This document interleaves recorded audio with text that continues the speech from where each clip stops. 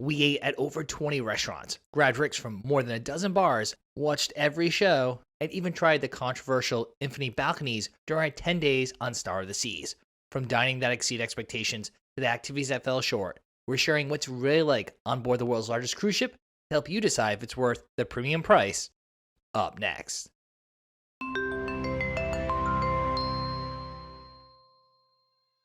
Welcome aboard, everyone. I'm Don B from Eat Sleep Cruise, and when people hear we sailed on the largest cruise ship in the world, they immediately envision a ship packed to the brim with people everywhere. While it's true that venues on Star of the Seas can be busy, it's also true that you can often find quiet spots or areas of the ship with few other passengers.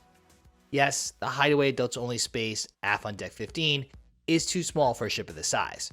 That's why the cruise line added a second adults-only pool, the Swim and Tonic. While both pools are busy at peak times, you can usually find pool space or loungers nearby one of these pools. Plus, there are other outdoor spaces that we share later in this video that are almost always empty. Likewise, guests do line up an hour in advance for the signature productions to get prime seats. But if you have a reservation, you can still find seats if you arrive about 30 minutes before showtime. That's why a little pre-planning goes a long way, like booking show reservations before boarding the ship, which is just one of our insider tips you need to know for sailing on Star of the Seas. Like any cruise ship, the buffet will have lines at peak times, but Star of the Seas also has several alternative dining venues that rarely have waits. And trust us, some of the alternative dining venues are much better than the offerings in the Windjammer. So if you're worried about crowding, we can ease those concerns. In fact, we find the Icon class distributes crowds better than the Oasis class and other mega ships in the Royal Caribbean fleet. However, like previous classes of Royal Caribbean ships, Star of the Seas amps it up when it comes to entertainment. Now, Heidi and I have been on almost 100 cruises with 15 different cruise lines, and we firmly believe that Royal Caribbean still offers the best entertainment at sea. If you are a fan of cruise production shows like us, then Star of the Seas definitely delivers. From the Royal Theater to the AquaDome and Absolute Zero, these shows are filled with plenty of wow moments. The AquaDome has been relocated to the top of the ship on the Icon class.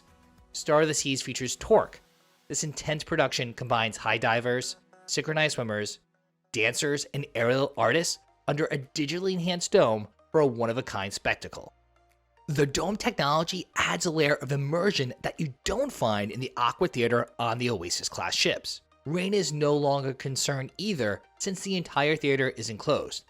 While the show was still in preview, we were able to watch Torque a couple times across our cruises, and it lived up to our expectations. Even if you've seen diving shows on other ships, Torque will leave you stunned. Likewise, Soul, the new ice skating show in Absolute Zero, takes things to the next level. This circular venue with improved sightlines gives every seat a great view of the action. Soul traces the sun's path through the sky with an intricate mix of ice dancing, skating, and special effects.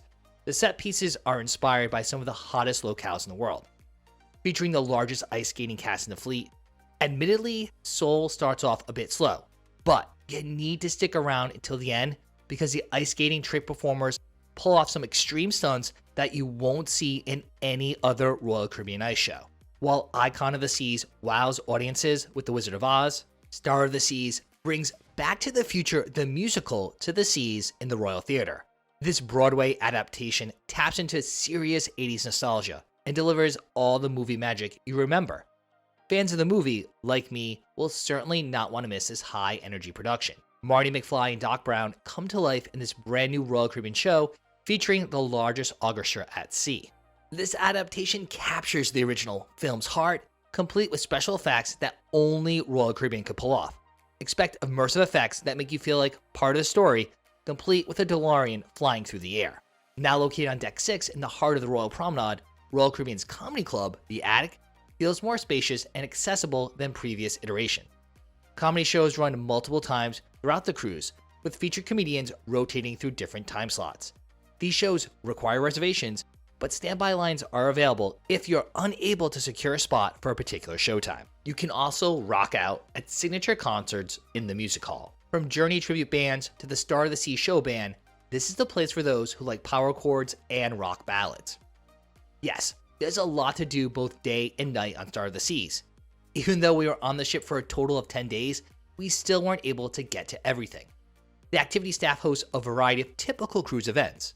There are several trivia sessions, ranging from general sessions to theme sessions for experts on topics such as music, movies, and sports. There are also other games and cruiser competitions.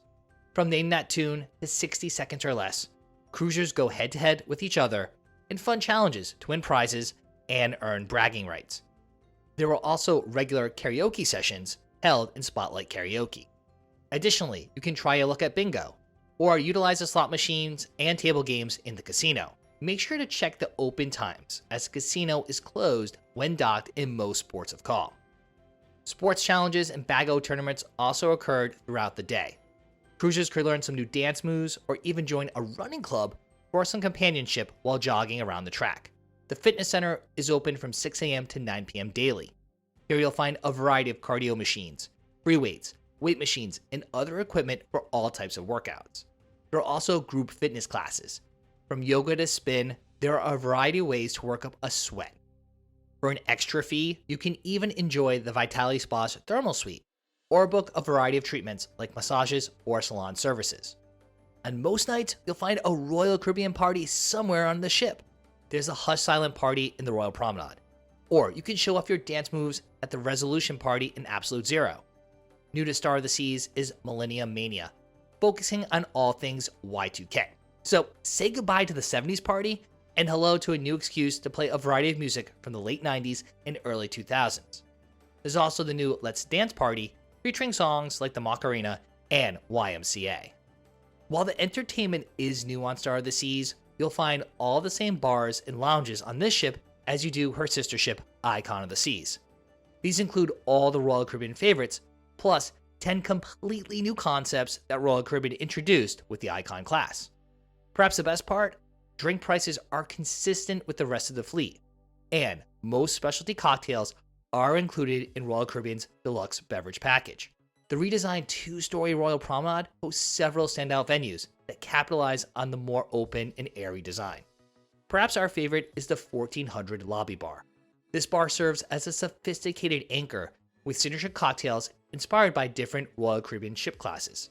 The modern space and elevated drink menu makes it perfect for pre-dinner cocktails or adult conversation away from the family chaos.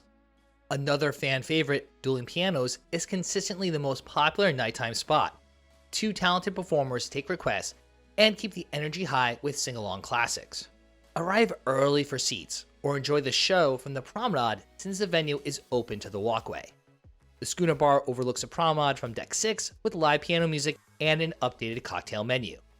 My new favorite drink is a toasted marshmallow old fashioned, but luckily they still have Heidi's favorite, the Lavender Daiquiri.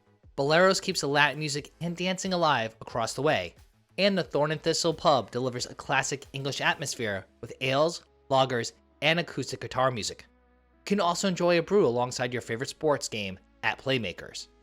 Out on Chill Island, there are 4 lime and coconut bars, including a dedicated frozen drinks only station on Deck 16. The signature lime and coconut cocktail remains a poolside favorite, while the frozen bar churns out Miami Vices and other blended classics like the Pain Chiller. Swim and Tonic marks Royal Caribbean's first swim-up bar at sea. The unique tonic variations pair perfectly with floating in this adults-only pool. Further, Cantina Fresca shakes up signature margaritas near El Loco Fresh, while the Base Camp Bar in Thrill Island serves rum-based cocktails, perfect if you need some liquid courage. The Hideaway Bar provides a sophisticated beach club experience with signature cocktails like the Bay at the Beach. The elevated outdoor furniture and wake views create the perfect escape from the rest of the outdoor decks. Back inside, the Overlook offers 220-degree forward-facing views, with the bar serving a signature Overlook Spritz. This indoor space boasts comfortable seating and is the perfect spot to relax on sea days. Nearby, Ryan Bean combines a coffee bar with espresso-infused cocktails. Trying the espresso martinis here is essential. In Central Park, Lou's Jazz and Blues delivers New Orleans-inspired cocktails like a hurricane and jazzy sazz in a sultry atmosphere. You can enjoy live music in this venue or sip your drinks amongst the lush surroundings. On our sailing, Lou's was more popular than when we sailed on Icon last year, so the word is out about this hidden gem. Nearby, Bubble Champagne Bar offers takeout service for some bubbly And the Trellis Bar is an additional space nestled in the serene Central Park neighborhood. Parents spending time with their little ones in the Surfside neighborhood can grab a sweet drink at the Lemon Post. Actually, this bar crafts drinks for everyone, with lemonade-based cocktails for adults and zero-proof versions for kids. Finally, if you're looking for coffee, Pearl Cafe is your go-to for espresso-based beverages that are included in the Royal Caribbean drink packages and the Cafe Select coffee card. There's also a Starbucks kiosk in the Royal Promenade, but these drinks are not included in any of Royal Caribbean's packages. With over 40 dining and drinking options, Star of the Seas delivers plenty of variety. We spent our time testing everything from quick bites to sit-down meals. For the most part, the dining venues met our expectations. For the Icon class, Royal Caribbean introduced several new eateries. While the casual dining still doesn't match the quality of Carnival, the new venues offer more flexibility if you're looking to avoid the main dining room. Despite some new offerings, you'll also find many Royal Caribbean staples on Star of the Seas. El Loco Fresh offers Tex-Mex options, steps from the pool deck, with nachos, burritos, and tacos available till about 5:30 p.m. Over in Central Park, Park Cafe features a more modern and trendy vibe. In the morning, Park Cafe features breakfast sandwiches, fresh bagels, and grab-and-go options like fresh fruit and yogurt. In the afternoon, there are sandwiches, paninis, salads, and yes, the famous Royal Kelmwickie sandwich. The Pearl Cafe is open 24 hours a day, offering upgraded menu items. The sandwiches, pastries, and grab-and-go options are a vast improvement over the typical Cafe Promenade selections on other Royal Caribbean ships. The space is bright and airy with ocean views. And another insider tip, the Pearl Cafe has plenty of outlets, perfect for charging your devices while enjoying a coffee or a snack. And of course, you'll also find Sorrento's Pizza nearby in the Royal Promenade. While I don't love the pizza here, apparently I'm in the minority, as many can't resist this late night snack option. Base Camp in Thrill Island keeps things simple with free items like chicken tenders, pretzel bites, and burgers. It's convenient when you're hanging out at the water park and don't feel like trekking into the buffet. We appreciate that Royal Caribbean has updated this venue. Now all menu items are complimentary, including the Smash Burger, which is by far the best burger on the ship. However, one of the biggest improvements on Star of the Seas, when compared to Icon, is the AquaDome market. While there are still 5 different food stalls, 3 of them have been changed on Star of the Seas. This food hall concept offers families a wider range of international flavors with portion sizes that are perfect for sharing or trying multiple options. Now there's Mai Tai with some great Thai food, including the spiciest pad Thai I've ever had on a cruise ship. Pig Out Barbecue offers pulled pork sandwiches and mac and cheese bowls with all the toppings. Heidi's favorite addition was the Latin American handhelds like chicken empanadas at La Cuchinita. Returning favorites include fresh gyros and Mediterranean bowls at Feta Mediterranean, and sweet and savory crepes made to order at Creme de la Crepe. The Surfside neighborhood caters specifically to families with 2 complimentary dining options. The Surfside Eatery focuses on kid-friendly basics with some adult options like steak and salmon. However, we suggest you skip the Surfside Eatery, grab food from the takeout window at Surfside Bites. The popcorn chicken and pizza toasties are solid choices. Then treat yourself to churros and soft serve from Sprinkles. Trust us on this combo. Like any Royal Caribbean ship, the Windjammer Buffet remains a reliable fallback for traditional cruise dining. This buffet offers a variety of international cuisine for breakfast, lunch, and dinner. So with many other dining options, we never ate at this Deck 15 buffet. While Star of the Seas offers expansive casual dining compared to the line's other ships, loyal to Royal cruisers will feel right at home in the main dining room. This ship features the same menus found across the Royal Caribbean fleet. Depending on your itinerary, the menu rotation might be slightly different, but you can still expect the Welcome Aboard and Bon Voyage menus, with the Taste of Caribbean and Italy, among others. Along with themed selections each night, the menu also features Royal Classics. These include selections like Caesar salad or grilled chicken. Given the vast variety of casual and specialty dining on Star of the Seas, we only ate in the main dining room a few times. Still, the food quality was on par with our previous experiences. On Royal Caribbean ships, you can order as many starters, entrees, and desserts as you like, unlike some other cruise lines. The only restrictions are on the the Royal Night, and the Star-Studded Menu, which feature lobster. Guests can order one lobster tail, but additional lobster tails are $18.99. But you can order additional other entrees with no charge. So feel free to try something different, and if you don't like it, you can always order something else. As the largest ship in the world, Star of the Seas offers more flexibility than typical cruise ships when it comes to dining times. Instead of just 2 traditional dining times, there are 4 different time slots. The main dining room offered early seating at 5 p.m. and 6:45 p.m., and late seatings at 7:30 p.m. and 8:30 p.m. For ultimate flexibility, My Time dining runs from 6:45 p.m. to 9 p.m. daily in the Deck 3 dining room.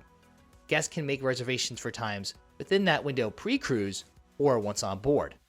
Alternatively, you can walk up to the check-in desk whenever you're hungry to request a table. A newer addition, and one of Heidi's favorites, is the Sea Day Brunch. This brunch happens on the first sea day of your cruise. Running from 8:30 a.m. to 12 p.m., this combo of breakfast and lunch is a great way to start your vacation. Sleep in and enjoy savory and filling options like omelets, French toast, chicken and waffles, and more. On remaining sea days, the main dining room offers a sit-down lunch. There's also a sit-down breakfast available most days of the cruise. We did notice that the main dining room seemed less busy than expected during our sailings. Most likely, the empty tables were because passengers have so many other appealing options available. The lineup of specialty dining on Star of the Seas is identical to that of Icon of the Seas. Pre-cruise, we're able to take advantage of several deals on specialty dining with savings up to 40% off. At these discounted prices, it was a no-brainer to sample some of the specialty restaurants on the ship. The casual Pier 7 remains a hidden gem on Star of the Seas. Open for brunch and dinner, we enjoyed a casual dinner here. With options like lettuce cups, shrimp tostadas, and Korean fried chicken, this restaurant packs plenty of flavor. You can pay a la carte or opt for the $25 deal for a 3-course meal. Families will be happy to know that kids 12 and under dine for free at Pier 7. On one of our sea days, we dined at another one of our favorites, Giovanni's Italian Kitchen. We scored a great deal, paying only $14.99 for lunch. The calamari and caprese salad are solid offerings. My steak muffaletta was a crispy and tender Italian-American classic, reminiscent of one of my mother's dishes. Of course, it can't go wrong with chicken parmesan either. Luckily, we were dining with others, so we didn't feel bashful ordering the Go Bananas. This dessert calzone with Nutella and bananas is a decadent dessert best shared with friends. Additionally, we met friends for some pizza and apps at the nearby Giovanni's Wine Bar on another occasion. This is an excellent option for a low-key meal or when you're in the mood for something lighter. If you're looking for a lively dinner experience, Izumi Hibachi in Central Park might be a great option. This Japanese-style steakhouse is both dinner and a show. Our chef made sure to pull out all the tricks and jokes in this 90-minute dining experience. The expertly prepared rice, vegetables, meats, and seafood made this dinner one of the most enjoyable evenings on board. We also dined at Izumi Sushi on another evening. Sampling some sushi, udon noodles, and apps, this was another satisfying meal. Here, guests pay a la carte or a flat fee for 4 menu items. During our time on Star of the Seas, we dined at Chops Grill as well. This signature steakhouse, located in Central Park, did not disappoint. My crab cake had a crispy crust with moist stuffing filled with crab meat. For an entree, I opted for the filet mignon. It was a perfectly seared, medium-rare steak. With perfectly portioned side dishes, including the crowd-pleasing tater tots, you'll need to try to save room for dessert. The key lime pie and red velvet cake are among the best desserts on the ship. We even decided to give Hooked Seafood another chance, this time for lunch. As a New Englander, I'm often skeptical of cruise ship seafood restaurants, but the baked oysters and lobster rolls proved me wrong this time around. With a similar menu to dinner, lunch at Hook is a great value. Another more casual upcharge venue is Playmaker Sports Bar and Arcade. This pub offers game day favorites with an extensive beer menu and items like burgers, wings, nachos, and more. Further, dessert fans won't want to miss the bubble cones at Izumi in the park. These handheld treats feature soft serve ice cream in warm waffle cones. Just eat quickly as they melt fast in the Caribbean heat. Or you can opt for one of the outrageous milkshakes at Deserted in Thrill Island. Although we personally think the milkshakes are overpriced.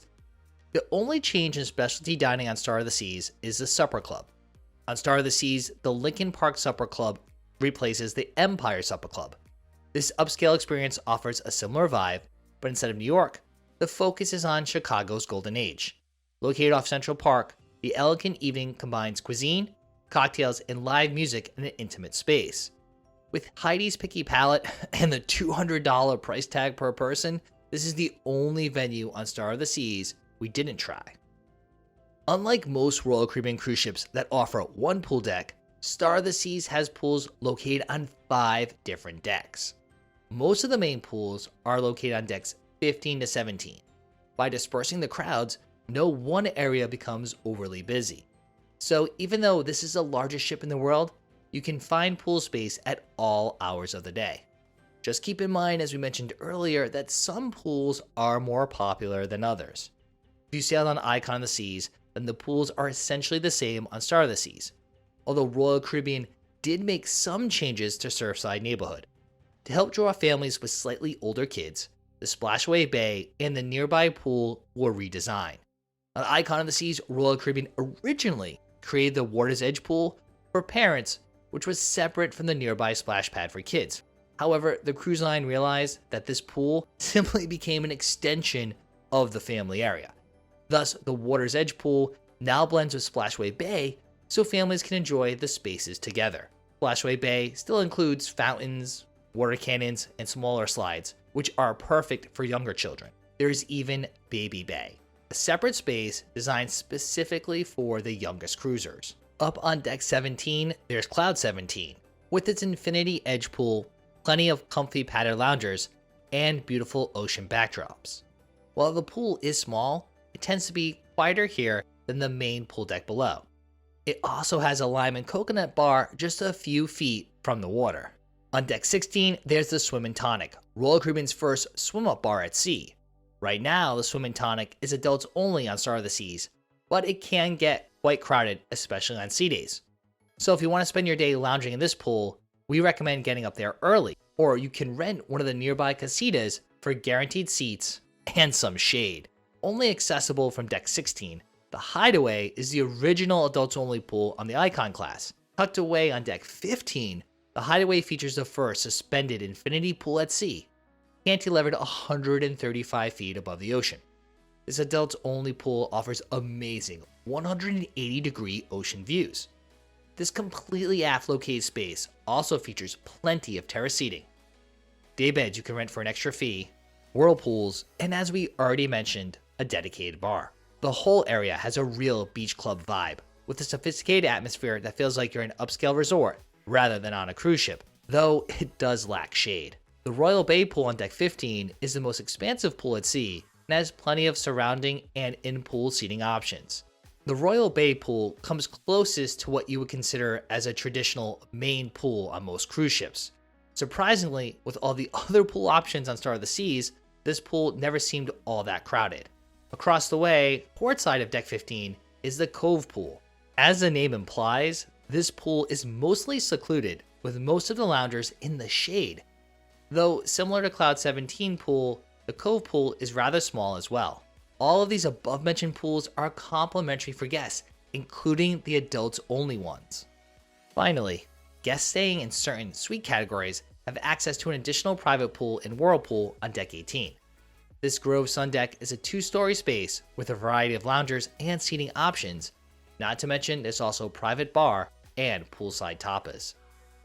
Thrill Island, the sports deck on Star of the Seas, is virtually the same as Icon of the Seas as well. Not that we're complaining, as this is one of the most intense and activity-filled sports decks at sea. There's the 9-hole Lost Dunes mini golf. This nautically themed mini golf is open most of the day and even hosts some nighttime glow-in-the-dark sessions. The Adrenaline Peak rock climbing wall offers different difficulty levels for climbers of all abilities. Of course, it wouldn't be a Royal Caribbean ship without the Flow Rider surf simulator. Unlike many Oasis-class ships, however, there's only one Flow Rider on Star of the Seas, so check the daily schedule for the various sessions. Seemingly floating above deck 16 is the sports court. It's home to open play and organized games, including soccer, basketball, and yes, even pickleball. The big draw to the sports deck is the Category 6 water park. At 17,000 square feet, it's the largest water park at sea.